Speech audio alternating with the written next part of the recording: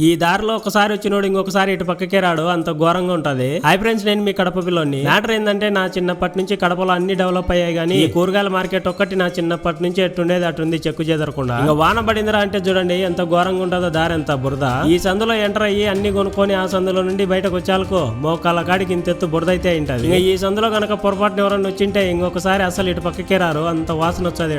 అయితే అందరికీ అట్నే అనిపించదని చెప్పను గానీ నాలాంటి ఓసిడి వాళ్ళకైతే ఖచ్చితంగా అట్నే అనిపించదు. కూరగాయలు కొనుక్కోవడానికి చాలా మంది బైక్ ఆటోను వేసుకొని వచ్చారు కాబట్టి పార్కింగ్ స్థలం కూడా అస్సలు ఉండదు. ఒక్కోసారి అర్ధ కిలోమీటర్ దూరంలో బండి పెట్టి రావాల్సి వస్తుంది. ఒకప్పుడు స్థలం దండిగా ఉండింటది కాబట్టి ఇడైతే పెట్టిండొచ్చు కానీ ఇప్పుడైతే చాలా ఇరుగ్గా ఉంది మార్కెట్. నాకైతే ఈ మార్కెట్ ఇంకో స్థలంలోకి మార్చే బాగుంటది అనిపించింది. ఏదైనా పెద్ద పెద్ద బండ్లు గానీ ఆటోలు బైకులు గానీ పార్కింగ్ పెట్టుకునే విధంగా ఉండే స్థలంలోకి ఈ మార్కెట్ ను మార్చే బాగుంటది అనిపించింది. ఎవరిని ఇబ్బంది పెట్టడానికి అయితే ఈ వీడియో చేయలేదు, నాకు దోచిన ఐడియా మాత్రమే చెప్తాను. తప్పు అనిపించే అందరికీ సారీ. మీకేమనిపించిందో కామెంట్ చేయండి. నేను చెప్పిందే కరెక్ట్ అనిపించే ఖచ్చితంగా ఒక లైక్ కొట్టి మన ఛానల్ ఇప్పుడే సబ్స్క్రైబ్ చేసుకోండి.